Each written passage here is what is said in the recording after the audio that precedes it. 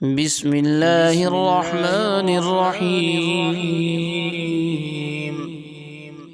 ألف لام را، تلك آيات الكتاب وقرآن مبين.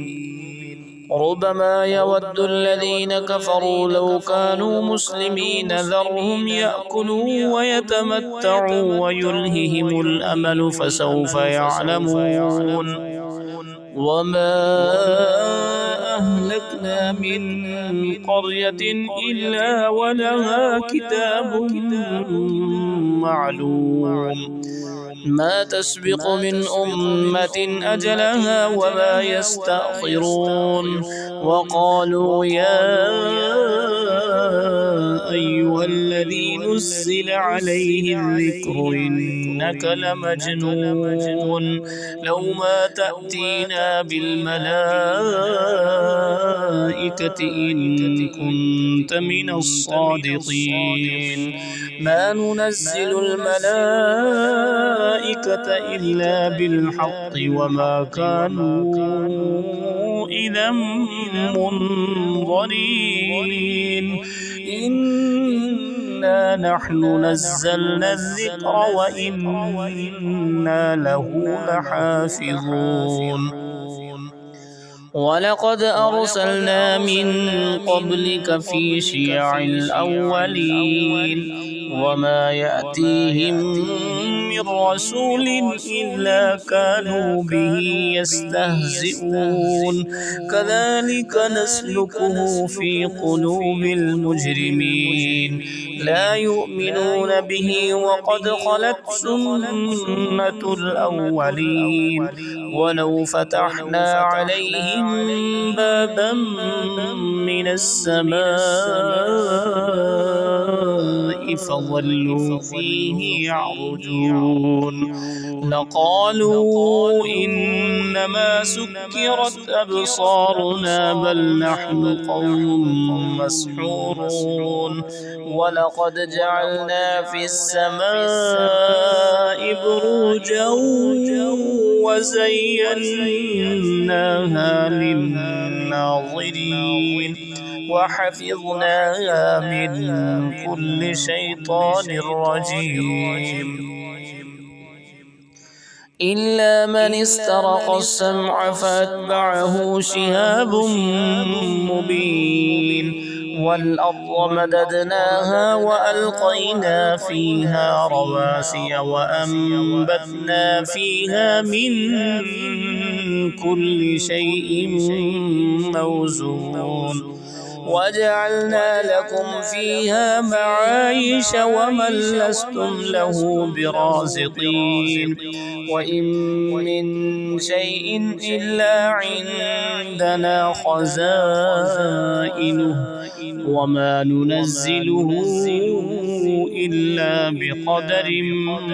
معلوم.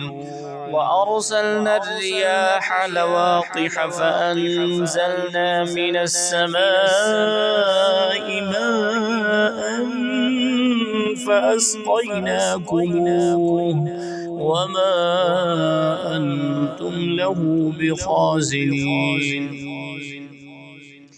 وإنا لنحن نحيي ونميت ونحن الوارثون. ولقد علمنا المستقدمين منكم ولقد علمنا المستأخرين. وإن ربك هو يحشرهم إنه حكيم عليم. ولقد خلقنا الإنسان من صلصال من حمأ مسنون. والجان خلقناه من قبل من نار السموم. وإذ قال ربك للملائكة إني خالق بشرا من صلصال من حمأ مسنون. فإذا سويته ونفخت فيه من روحي فقعوا له ساجدين. فسجد الملائكة كلهم أجمعون إلا إبليس أبى أن يكون مع الساجدين قال يا إبليس ما لك ألا تكون مع الساجدين قال لم أكن لأسجد لبشر خلقته من صلصال من حمأ مسنون قال فاخرج منها فإنك رجيم وإن عليك اللعنة إلى يوم الدين قال رب فأنظرني إلى يوم يبعثون قال فإنك من المنظرين إلى يوم الوقت المعلوم قال رب بما أغويتني لأزينن لهم في الأرض ولأغوينهم أجمعين إلا عبادك منهم المخلصين قال هذا صراط علي مستقيم إن عبادي ليس لك عليهم سلطان إلا من اتبعك من الغاوين وإن جهنم لموعدهم أجمعين لها 7 أبواب لكل باب منهم جزء مقسوم إن المتقين في جنات وعيون ادخلوها بسلام آمنين ونزعنا ما في صدورهم من غل إخوانا على سرر متقابلين لا يمسهم فيها نصب وما هم منها بمخرجين نبئ عبادي أني أنا الغفور الرحيم وأن عذابي هو العذاب الأليم ونبئهم عن ضيف إبراهيم إذ دخلوا عليه فقالوا سلاما قال إن منكم وجلون قالوا لا توجل إنا نبشرك بغلام عليم قال أبشرتموني على أن مسني الكبر فبم تبشرون قالوا بشرناك بالحق فلا تكن من القانطين قال ومن يقنط من رحمة ربه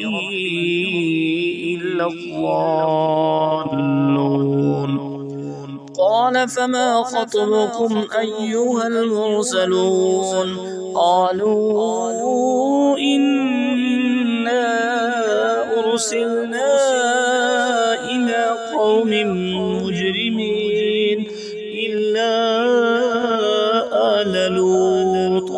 إنا لمنجوهم أجمعين إلا امرأته قدرنا إنها لمن الغابرين فلما جاء آل لوط المرسلون قال إنكم قوم منكرون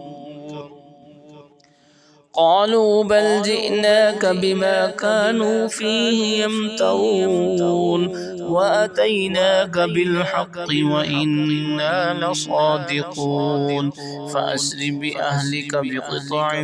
من الليل واتبع أدبارهم ولا يلتفت منكم أحد وامضوا حيث تحمرون وقضينا إليه ذلك الأمر أن دابر هؤلاء مقطوع مصبحين وجاء أهل المدينة يستبشرون قال إن هؤلاء ضيوف ضيفي فلا تفضحون واتقوا الله ولا تخزون قالوا أولم ننهك عن العالمين قال هؤلاء بناتي إن كنتم فاعلين لعمرك إنهم لفي سكرتهم يعمهون فأخذتهم الصيحة مشرقين فجعلنا عاليها سافلها وأمطرنا عليهم حجارة من سجيل إن في ذلك لآيات للمتوسمين وإنها لبسبيل مقيم إن في ذلك لآية للمؤمنين وإن كان أصحاب الأيكة لظالمين فانتقمنا منهم وإنهما لبإمام مبين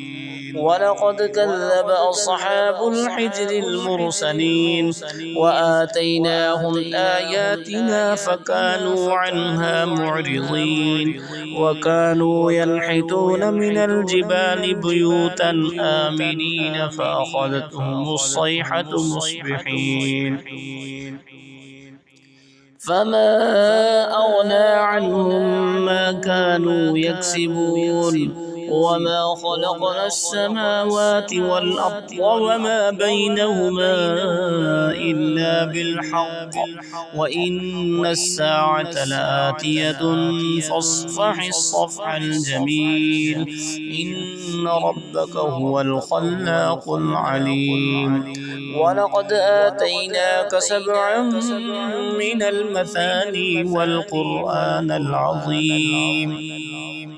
لا تمدن عينيك إلى ما متعنا به أزواجا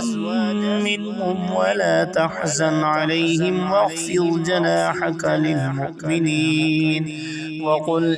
إني أنا النذير المبين كما أنزلنا على المقتسمين الذين جعلوا القرآن عظيم فوربك لنسألنهم أجمعين عما كانوا يعملون فاصدع بما تؤمر وأعرض عن المشركين إنا كفيناك المستهزئين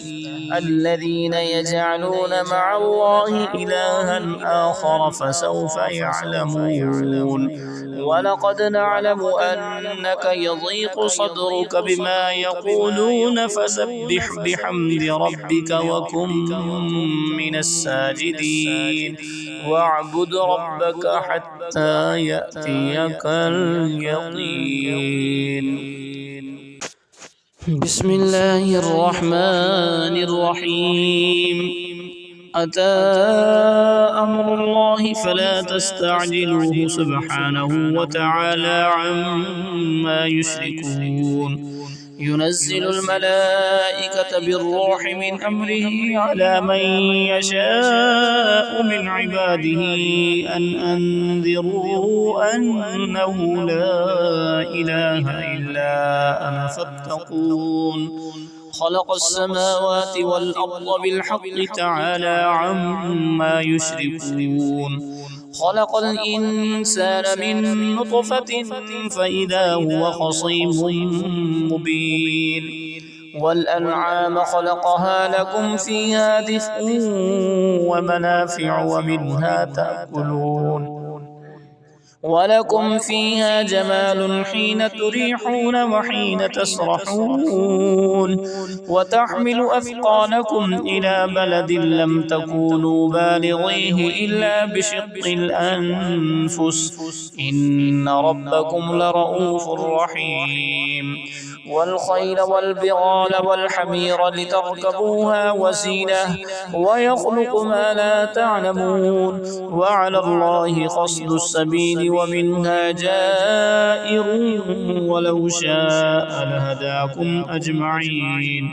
هو الذي أنزل من السماء ماء لكم منه شراب ومنه شجر فيه تسيمون ينبت لكم به الزرع والزيتون والنخيل والأعناب ومن كل الثمرات إن في ذلك لآية لقوم يتفكرون وسخر لكم الليل والنهار والشمس والقمر والنجوم مسخرات بأمره إن في ذلك لآيات لقوم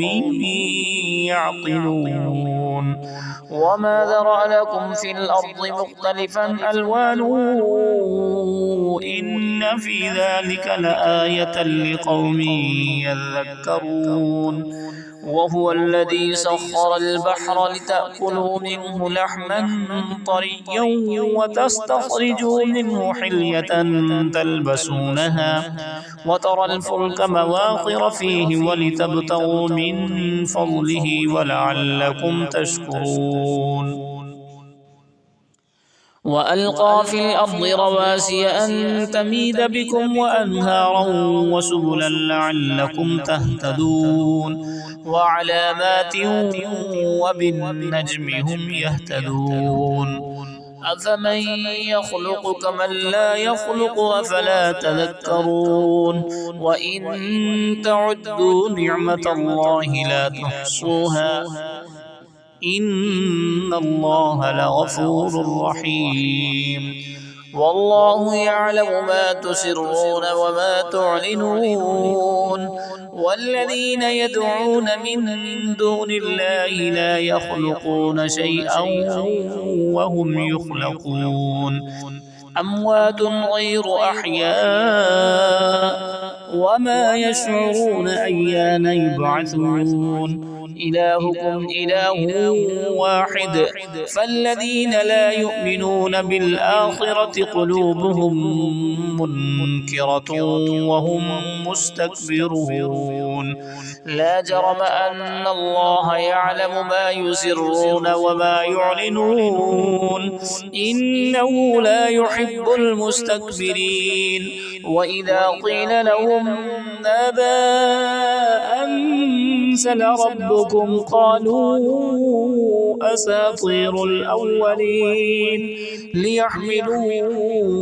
أوزارهم كاملة يوم القيامة ومن أوزار الذين يضلونهم بغير علم ألا ساء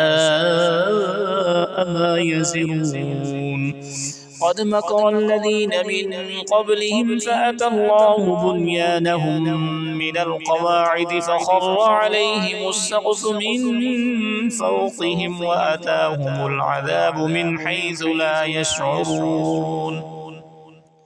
ثم يوم القيامة يخزيهم ويقول أين شركائي الذين كنتم تشاقون فيهم قال الذين أوتوا العلم إن الخزي اليوم والسوء على الكافرين الذين تتوفاهم الملائكة ظالمي أنفسهم فألقوا السلم ما كنا نعمل من سوء بلى إن الله عليم بما كنتم تعملون فادخلوا أبواب جهنم خالدين فيها فلبئس مثوى المتكبرين وقيل للذين اتقوا ماذا أنزل ربكم قالوا خيرا للذين أحسنوا في هذه الدنيا حسنة ولدار الآخرة خير ولنعم دار المتقين جنات عدن يدخلونها تجري من تحتها الأنهار لهم فيها ما يشاءون كذلك يجزي الله المتقين الذين تتوفاهم الملائكة طيبين يقولون سلام عليكم ادخلوا الجنة بما كنتم تعملون هل ينظرون إلا أن تأتيهم الملائكة أو يأتي أمر ربك كذلك فعل الذين من قبلهم وما ظلمهم الله ولكن كانوا أنفسهم يظلمون فأصابهم سيئات ما عملوا وحاق بهم ما كانوا به يستهزئون وقال الذين أشركوا لو شاء الله ما عبدنا من دونه من شيء نحن ولا آباؤنا ولا حرمنا من دونه من شيء كذلك فعل الذين من قبلهم فهل على الرسل إلا البلاغ المبين ولقد بعثنا في كل أمة رسولا أن اعبدوا الله واجتنبوا الطاغوت فمنهم من هدى الله ومنهم من حقت عليه الضلالة فسيروا في الأرض فانظروا كيف كان عاقبة المكذبين إن تحرص على هداهم فإن الله لا يهدي من يضل وما لهم من ناصرين وأقسموا بالله جهد أيمانهم لا يبعث الله من يموت بلى وعدا عليه حقا ولكن أكثر الناس لا يعلمون ليبين لهم الذي يختلفون فيه وليعلم الذين كفروا أنهم كانوا كاذبين إنما قولنا لشيء إذا أردناه أن نقول له كن فيكون والذين هاجروا في الله من بعد ما ظلموا لنبوينهم في الدنيا حسنة ولأجر الآخرة أكبر لو كانوا يعلمون الذين صبروا وعلى ربهم يتوكلون وما أرسلنا من قبلك إلا رجالا نوحي إليهم فاسألوا أهل الذكر إن كنتم لا تعلمون بالبينات والزبر وأنزلنا إليك الذكر لتبين للناس ما نزل إليهم ولعلهم يتفكرون أفأمن الذين مكروا السيئات أن يخسف الله بهم الأرض أو يأتيهم العذاب من حيث لا يشعرون أو يأخذهم في تقلبهم فما هم بمعجزين أو يأخذهم على تخوف فإن ربكم لرؤوف رحيم أولم يروا إلى ما خلق الله من شيء يتفيأ ظلاله عن اليمين والشمائل سجدا لله وهم داخرون ولله يسجد ما في السماوات وما في الأرض من دابة والملائكة وهم لا يستكبرون يخافون ربهم من فوقهم ويفعلون ما يؤمرون وقال الله لا تتخذوا إلهين اثنين إنما هو إله واحد فإياي فارهبون وله ما في السماوات والأرض وله الدين واصبا أفغير الله تتقون وما بكم من نعمة فمن الله ثم إذا مسكم الضر فإليه تجأرون ثم إذا كشف الضر عنكم إذا فريق منكم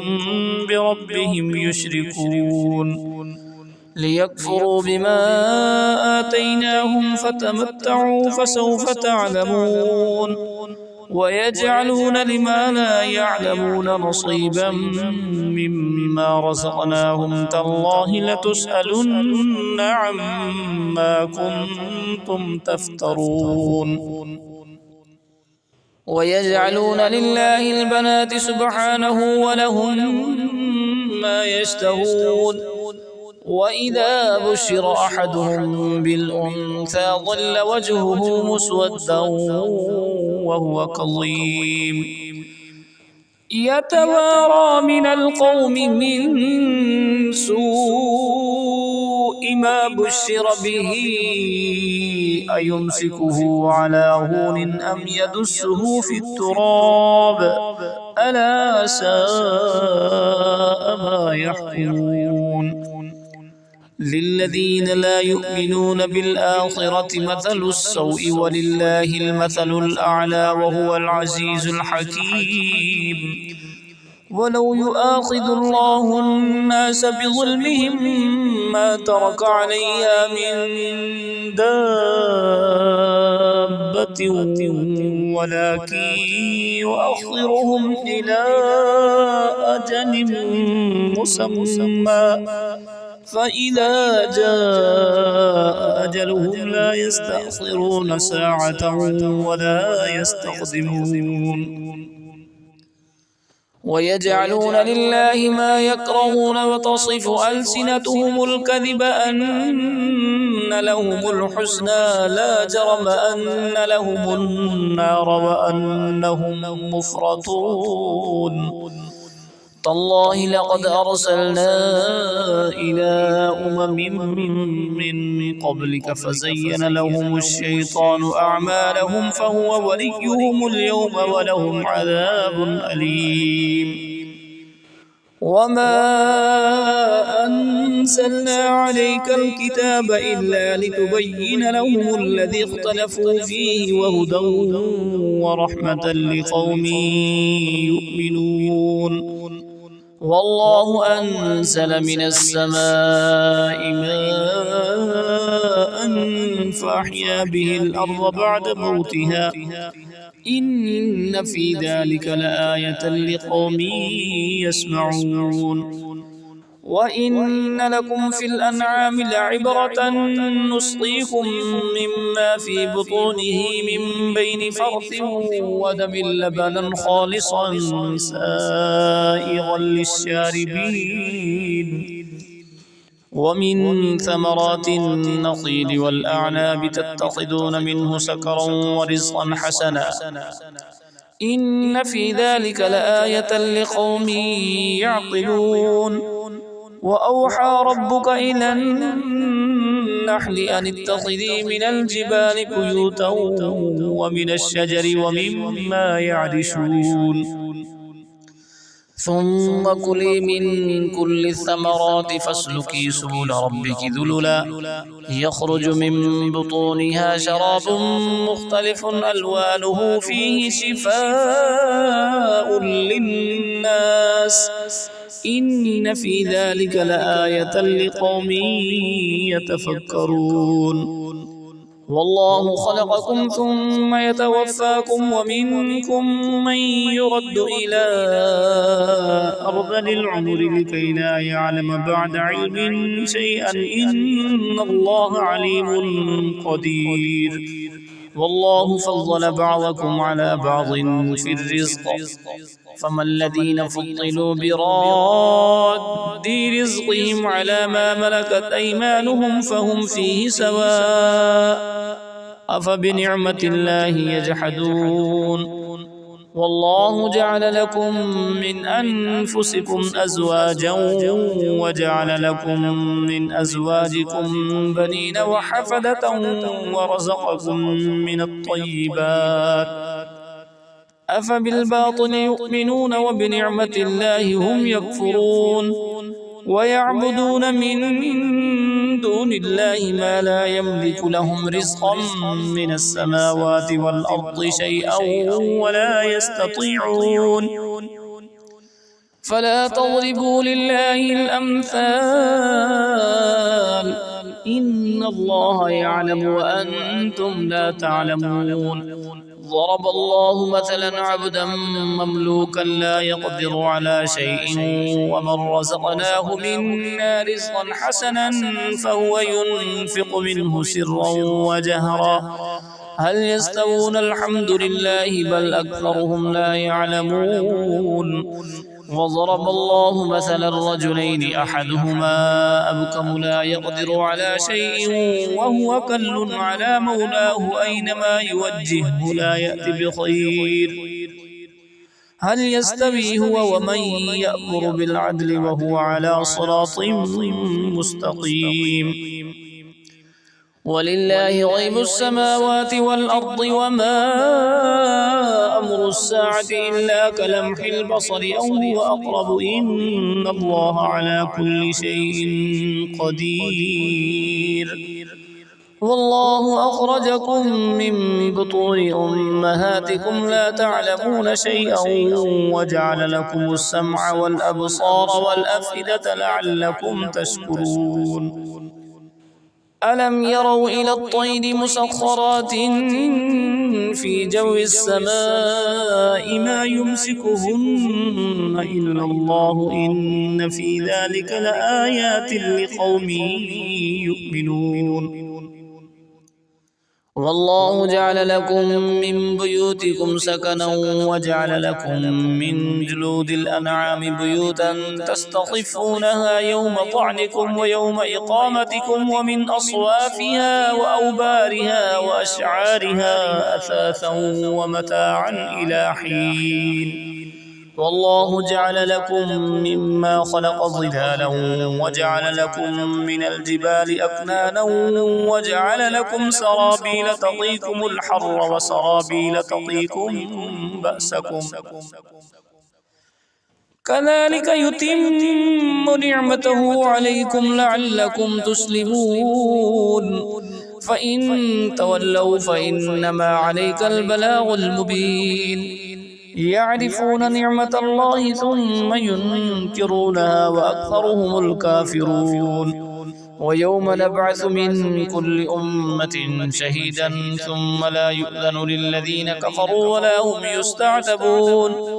وإذا رأى الذين ظلموا العذاب فلا يخفف عنهم ولا هم ينظرون وإذا رأى الذين أشركوا شركاءهم قالوا ربنا هؤلاء شركاؤنا الذين كنا ندعو من دونك فألقوا إليهم القول إنكم لكاذبون وألقوا إلى الله يومئذ السلم وضل عنهم ما كانوا يفترون الذين كفروا وصدوا عن سبيل الله زدناهم عذابا فوق العذاب بما كانوا يفسدون ويوم نبعث في كل أمة شهيدا عليهم من أنفسهم وجئنا بك شهيدا على هؤلاء ونزلنا عليك الكتاب تبيانا لكل شيء وهدى ورحمة وبشرى للمسلمين إن الله يأمر بالعدل والإحسان وإيتاء ذي القربى وينهى عن الفحشاء والمنكر والبغي يعظكم لعلكم تذكرون وأوفوا بعهد الله إذا عاهدتم ولا تنقضوا الأيمان بعد توكيدها وقد جعلتم الله عليكم كفيلا إن الله يعلم ما تفعلون ولا تكونوا كالتي نقضت غزلها من بعد قوة أنكاثا تتخذون أيمانكم دخلا بينكم أن تكون أمة هي أربى من أمة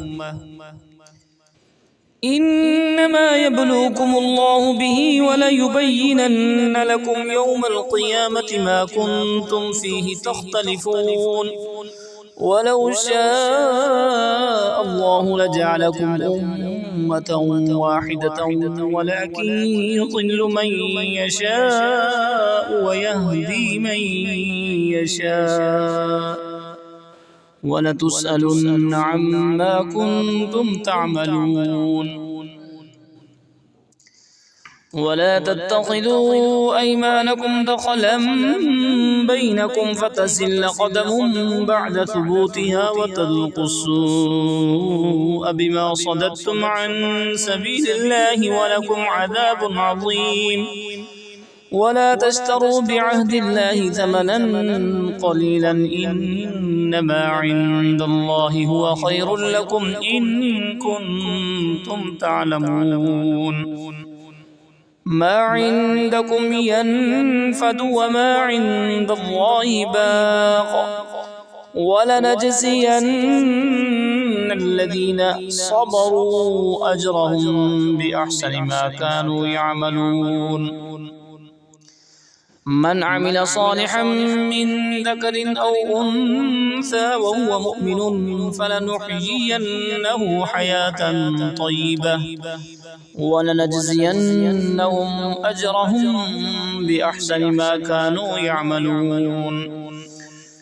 فإذا قرأت القرآن فاستعذ بالله من الشيطان الرجيم إنه ليس له سلطان على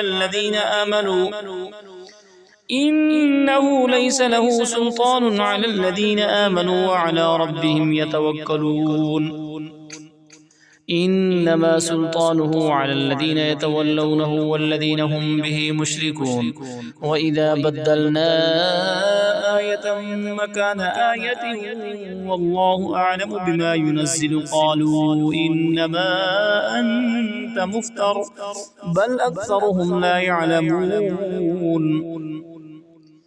قل نزله روح القدس من ربك بالحق ليثبت الذين آمنوا وهدى وبشرى للمسلمين ولقد نعلم أنهم يقولون إنما يعلمه بشر لسان الذي يلحدون إليه أعجمي وهذا لسان عربي مبين إن الذين لا يؤمنون بآيات الله لا يهديهم الله ولهم عذاب أليم إنما يفتري الكذب الذين لا يؤمنون بآيات الله وأولئك هم الكاذبون من كفر بالله من بعد إيمانه إلا من أكره وقلبه مطمئن بالإيمان ولكن من شرح بالكفر صدرا فعليهم غضب من الله ولهم عذاب عظيم ذلك بأنه مستحب الحياة الدنيا على الآخرة وأن الله لا يهدي القوم الكافرين أولئك الذين طبع الله على قلوبهم وسمعهم وأبصارهم وأولئك هم الغافلون لا جرم أنهم في الآخرة هم الخاسرون ثم إن ربك للذين هاجروا من بعد ما فتنوا ثم جاهدوا وصبروا إن ربك من بعدها لغفور رحيم يوم تأتي كل نفس تجادل عن نفسها وتوفى كل نفس ما عملت وهم لا يظلمون وضرب الله مثلا قرية كانت آمنة مطمئنة يأتيها رزقها رغدا من كل مكان فكفرت بأنعم الله فأذاقها الله لباس الجوع والخوف بما كانوا يصنعون ولقد جاءهم رسول منهم فكذبوه فأخذهم العذاب وهم ظالمون فكلوا مما رزقكم الله حلالا طيبا واشكروا نعمة الله إن كنتم إياه تعبدون. إنما حرم عليكم الميتة والدم ولحم الخنزير وما أهل لغير الله به، فمن اضطر غير باغ ولا عاد فإن الله غفور رحيم. ولا تقولوا لما تصف ألسنتكم الكذب هذا حلال وهذا حرام لتفتروا على الله الكذب، إن الذين يفترون على الله الكذب لا يفلحون. متاع قليل ولهم عذاب أليم. وعلى الذين هادوا حرمنا ما قصصنا عليك من قبل وما ظلمناهم ولكن كانوا أنفسهم يظلمون.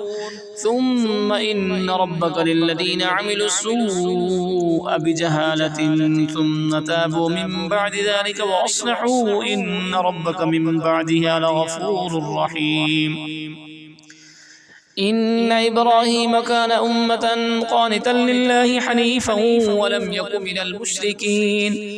شاكرا لأنعمه اجتباه وهداه إلى صراط مستقيم. وآتيناه في الدنيا حسنة وإنه في الآخرة لمن الصالحين. ثم أوحينا إليك أن اتبع ملة إبراهيم حنيفا وما كان من المشركين. إنما جعل السبت على الذين اختلفوا فيه وإن ربك ليحكم بينهم يوم القيامة فيما كانوا فيه يختلفون.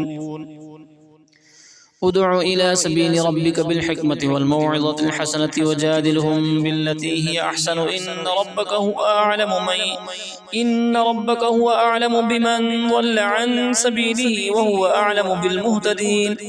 وإن عاقبتم فعاقبوا بمثل ما عوقبتم به ولئن صبرتم لهو خير للصابرين. واصبر وما صبرك إلا بالله ولا تحزن عليهم ولا تك في ضيق مما يمكرون. إن الله مع الذين اتقوا والذين هم محسنون.